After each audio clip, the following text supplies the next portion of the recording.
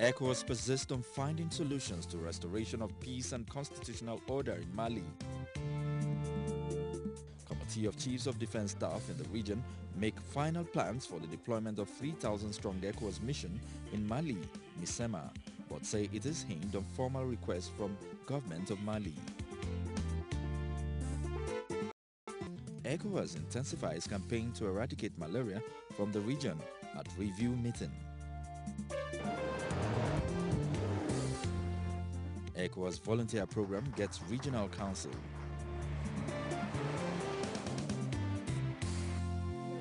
Senegal wins 5th ECOWAS wrestling competition.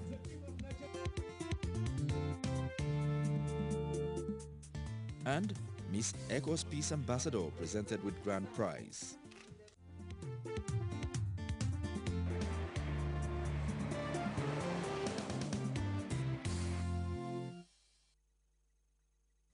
ECOWAS has continued with initiatives to restore peace and legitimate political authority in Mali. The ECOWAS contact group on the Mali crisis met in Ouagadougou, Burkina Faso, and in a communique called for a government of national unity to implement the roadmap for a peaceful end to the crisis in the country through the restoration of the territorial integrity of Mali. The heads of state of the seven-nation contact group urged stakeholders in Mali, including political leaders and civil society, to hold consultations towards the organization of fair, transparent and credible presidential election at the end of the ongoing 12-month transitional period.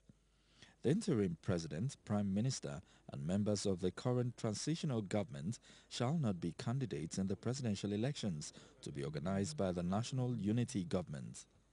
The contact group urged armed groups occupying the north of the country to immediately halt the destruction of historical monuments in Timbuktu and requested the international community to set up a special fund for the restoration and preservation of the monuments which are classified as World Heritage Sites.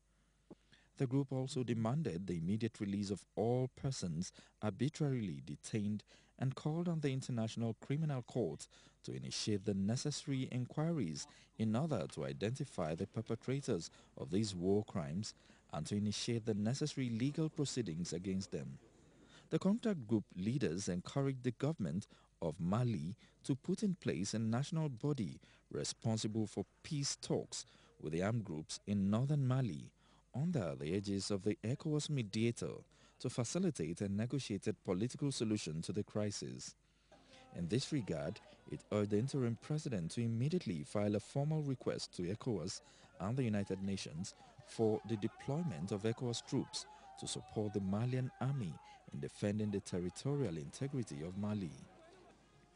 They reiterated the decision of the 41st Ordinary Summit of ECOWAS leaders to deploy troops of the ECOWAS standby force in Mali as soon as possible to assist in the stabilization of institutions and the restoration of the country's territorial integrity.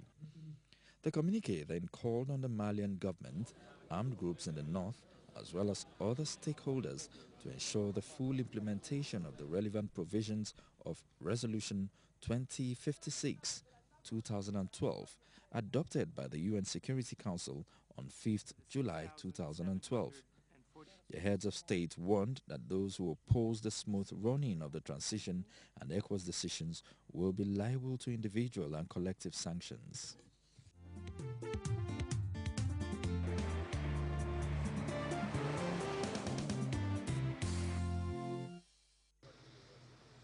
Acting on the decisions of the ECOWAS heads of state at the 41st Summit, the Committee of Chiefs of Defense Staff, CCDS, of ECOWAS member states held a two-day emergency meeting at the defense headquarters in Abidjan, Côte d'Ivoire. They endorsed the report and outcome of the Technical Assessment Mission, TAM, to Mali and called for international support for the planned deployment of a 3,000-strong ECOWAS mission in Mali, MISEMA. The ECOWAS heads of state and government at the Yamoussoukro summit authorized the technical mission to evaluate the political, security, humanitarian and human rights situation in Mali as well as assess the needs of the Malian army. ECOWAS Commissioner for Political Affairs, Peace and Security, Mrs. Salamatu Suleiman, at the emergency meeting called on the Chiefs of Defense Staff to redouble their efforts to ensure enduring peace and security in the region. She specifically urged them to work out details with timelines of the planned deployment of troops in Mali, which the international community will buy into and which will meet the approval of the United Nations Security Council. The chairman of the CCDS, General Soumaïla Bakayoko of Côte d'Ivoire, expressed satisfaction with the quality of work and the professionalism of the technical assessment team and assured that modalities of the planned deployment would meet the approval of the UN Security Council.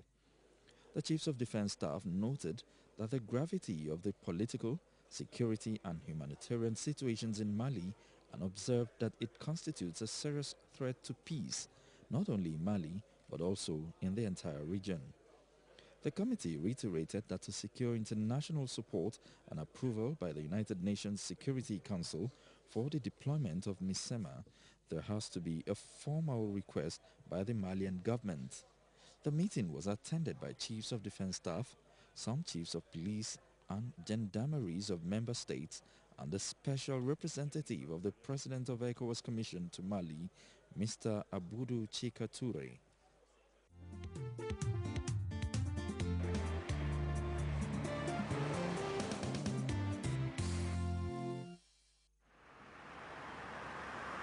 At the ECOWAS Commission headquarters in Abuja, President of the ECOWAS Commission, Ambassador Kadre Desire Ouedraogo, received a draft legal instrument for the enhancement of the powers of the community's 120-member parliament. Speaker of the ECOWAS Parliament, Ike Ekweremadu, in presenting the draft supplementary act, said it was the outcome of a study commissioned by the parliament.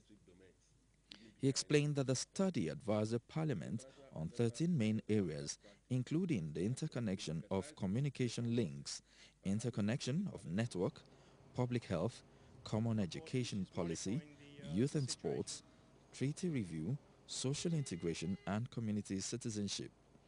The Speaker solicited the cooperation of the Commission so as to enhance the powers of the Parliament and the spirit of the 2006 transformation of community institutions from which the Parliament was excluded.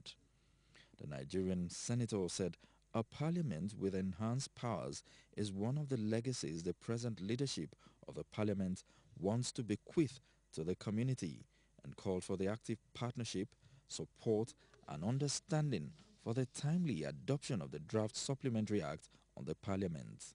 If we are given powers of oversight, then we're going to ensure that those protocols are actually implemented. That's the essence of oversight. That is where we agree with the President of the Commission, that we all need to ensure that these protocols and all the rules and regulations within the sub-region are well implemented and observed. And the ECOWAS Parliament, if properly enhanced in terms of its powers, will now be in the position to address that lapse and support the work of the Commission to ensure that these things are implemented and that all the regulations and protocols are observed. So their oversight will enhance the observance of those protocols.